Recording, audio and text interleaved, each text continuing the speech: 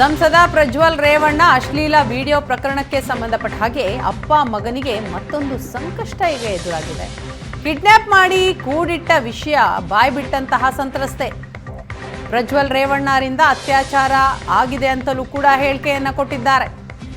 ಪ್ರಜ್ವಲ್ ರೇವಣ್ಣ ವಿರುದ್ಧ ಹೇಳಿಕೆ ನೀಡಲು ಒಪ್ಪಿಗೆ, ನ್ಯಾಯಾಧೀಶರ ಮುಂದೆ ಹೇಳಿಕೆ ನೀಡೋದಕ್ಕೆ ಸಂತ್ರಸ್ತೆ ಒಪ್ಪಿಕೊಂಡಿದ್ದಾರೆ.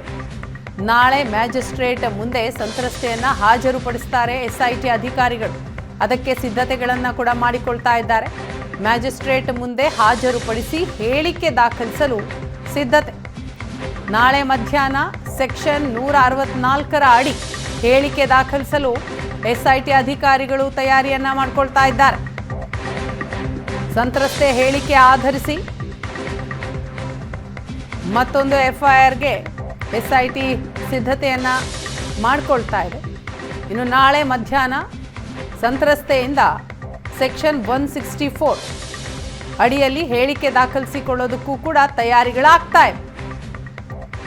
ಅಪ್ಪ ಮಗನಿಗೆ ಈಗ ಮತ್ತೊಂದು ಸಂಕಷ್ಟ ಎದುರಾಗಿರುವಂಥದ್ದು. ಕಿಡ್ನ್ಯಾಪ್ ಮಾಡಿ ಕೂಡಿಟ್ಟ ವಿಷಯವನ್ನ ಸಂತ್ರಸ್ತೆ ಬಾಯ್ಬಿಡ್ತಾರೆ. ಜೊತೆಗೆ ಪ್ರಜ್ವಲ್ ರೇವಣ್ಣರಿಂದ ಅತ್ಯಾಚಾರ ಆಗಿದೆ ಅನ್ನೋದನ್ನು ಕೂಡ ಒಪ್ಕೊಳ್ತಾರೆ.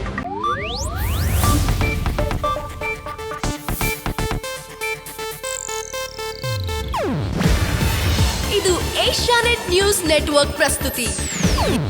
ನೀವು ನೋಡ್ತಿದ್ದೀರಾ ಏಷ್ಯಾನೆಟ್ ಸುವರ್ಣ ನ್ಯೂಸ್.